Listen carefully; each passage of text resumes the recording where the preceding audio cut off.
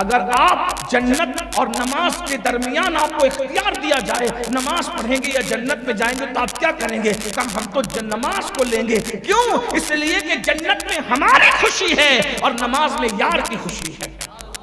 یہ اللہ والوں کا وطیرہ تھا. تو آقا فرماتے ہیں پہلی چیز ہم نے جو خواب میں دیکھی کہ سر کچلے جا رہے ہیں وہ بے نمازیوں کے سر سے یہ عذاب تھا اللہ کا.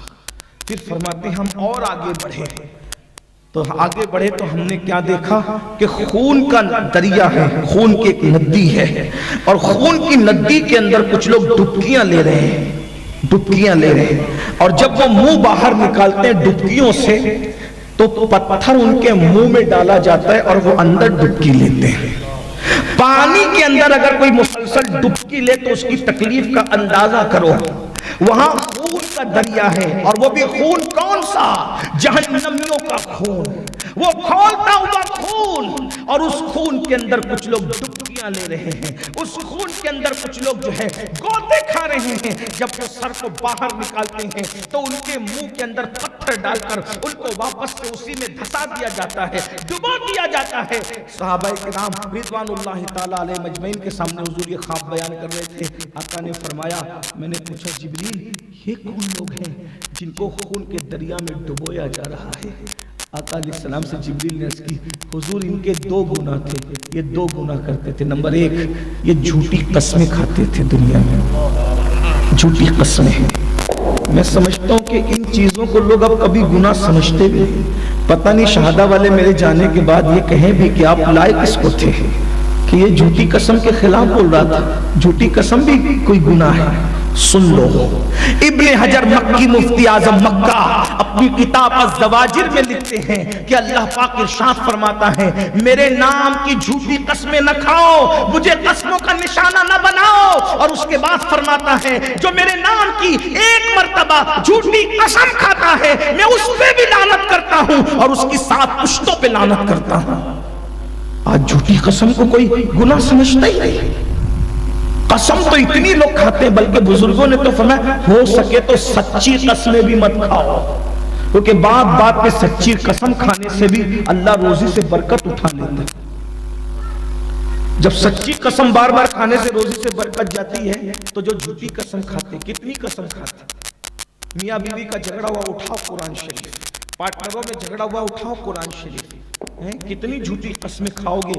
اللہ فرماتا ہے تمہاری 7 پشتوں پہ لعنت کروں گا جھوٹی قسم کھانے والوں, تمہاری 7 پشتوں پہ. اور پھر وہ جہنم کا دردناک عذاب, خون کے دریا میں گوتے دینا. نمبر 2 گناہ تھے نا, 1 جھوٹی قسم کھاتا تھا, نمبر 2 آقا فرماتے ہیں حرام لقمہ کھاتا تھا. لقمہ حرام روزی اپنے پیٹ میں ڈالتا تھا. اب وہ خون میں ڈبکیاں لے رہا ہے مرنے کے بعد. لوگ آج حلال و حرام کی تمیز بھول گئے ہیں.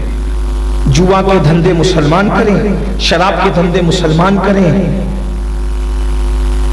افیون بیچنے والے مسلمان ہو, MD پاؤڈر بیچنے والے مسلمان ہو, سود کے دھندے کرنے والے مسلمان ہو. اور اقبال کہتے ہیں کہ یہ مسلمان ہے جسے دیکھ کے شرمائے یہو.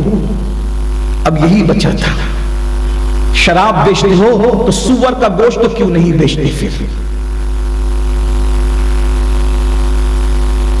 جوا کھاتے ہو, جوئے کے دھندے کر کے کھاتے ہو تو پھر سور کیوں نہیں کھاتے؟ اور سود کھانے کی ہمت ہو گئی ہے تو پھر سور کیوں نہیں کھاتے؟ کھانے کی ترغیب نہیں دے رہا ہوں لیکن پوچھ رہا ہوں, مجھے بتاؤ.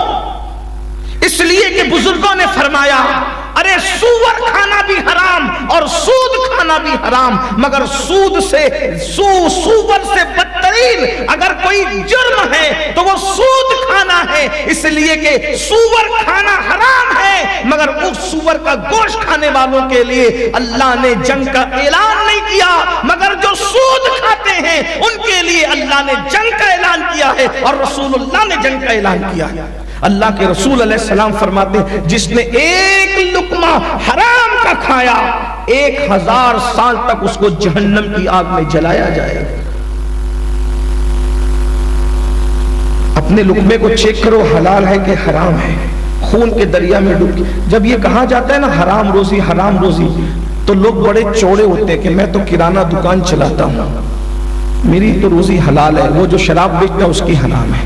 میں تو اسکول کا ٹیچر ہوں، میں تو حلال روزی کماتا ہوں، ہر مہینے تنخواہ مجھے مل جاتی ہے، میں تو حلال کماتا ہوں. وہ جو ایم ڈی پاؤڈر بیچتا ہے نا وہ حرام، وہ سب تو حرام ہے ہی. جناب یہ بھی سن لیں، اگر آپ ٹیچر ہیں اور 6 گھنٹے کی ڈیوٹی آپ کی مقرر ہے اور آپ 5 گھنٹہ پڑھاتے ہیں اور 2 گھنٹہ موبائل کا گیم کھیلتے ہیں اسکول میں بیٹھ کر، تو وہ 2 گھنٹے کی تنخواہ اسی طرح حرام ہے جیسے وہ شراب بیچنے والے کی روزی حرام ہے. آپ کیا سمجھتے ہیں؟ اگر آپ کمپیوٹر آپریٹر ہے اور آپ نے 8 گھنٹے کام کرنے کا ایگریمنٹ کیا ہے اور آپ 4 گھنٹے ٹائم پاس کر رہے ہیں تو 4 گھنٹے کی روزی آپ کی حرام.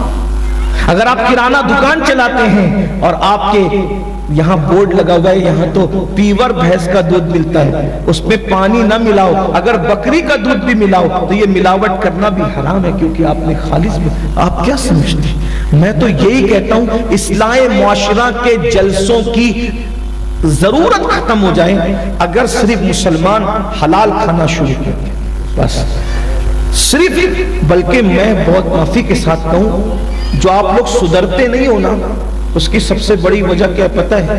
جو مقرر کو لا کے بٹھایا اس کا پیٹ بھی حرام سے بھرا ہوا ہے اور جو سننے والے اس کا پیٹ بھی حرام سے.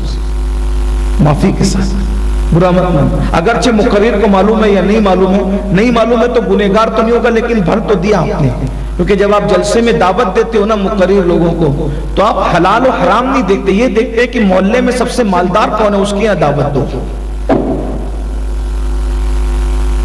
مقرر کی دعوت تو وہاں ہونی چاہیے جو سب سے زیادہ مالدار ہے، بااثر ہے. یہ نہیں دیکھتے کہ کس کا لقمہ پیور ہے. اس کو تقریر کرنے سے پہلے جب اپنے پیٹ میں حرام ڈال دیا اگرچہ اس کو معلوم نہیں ہو گنہگار تو نہیں ہوگا لیکن تاثیر بھی ختم ہو جائے، اثر بھی ختم ہو جائے. ایک زمانہ وہ تھا 40 دن کسی مسلمان امام کے پیچھے کوئی بندہ نماز پڑھ لیتا اس کی زندگی بدل جاتی. یہاں تو کالی داڑھی سے داڑھی سفید ہو گئی، نہ وہ بدلا نہ وہ بدلا. یہ حالات کیونکہ پیٹ کے اندر حرام آ گیا ہے اور حرام پیٹ کے اندر آنے کے بعد احساس بھی نہیں کہ حرام میں ڈوبے. کیا وہ روایت لوگ بھول گئے؟ ایک نوجوان ایک لڑکی سے کہتا ہے میرا تجھ پہ دل آ گیا ہے، کیا تو میرے ساتھ شادی کرے گی؟ وہ کہتی ہے شادی وادی کی بات بعد میں کرنا، پہلے شرط یہ ہے 40 دن تک میری مسجد کا امام جسے دنیا عمر ابن خطاب کہتی ہے اس کے پیچھے نماز با جماعت پڑھ، پھر 41ویں دن آ کر کے بات کرنا. نوجوان مرتا کیا نہ کرتا، فاروق اعظم کے پیچھے مسجد نبوی میں 40 دن تک با جماعت پڑھتا رہا. 40 دن کے بعد کنیز کو بھیجا، جا کر کے جناب سے پوچھو کیا حال ہے. پوچھا کہ کیا بات ہے؟ 40 دن پہلے ہماری ملکہ کو شادی کی دعوت دی تھی، اب بتاؤ کیا کہتے ہو؟ تو کہا عمر کے پیچھے نماز پڑھنے سے دل ایسے بدل گیا کہ اب یار کے سوا کسی کے لیے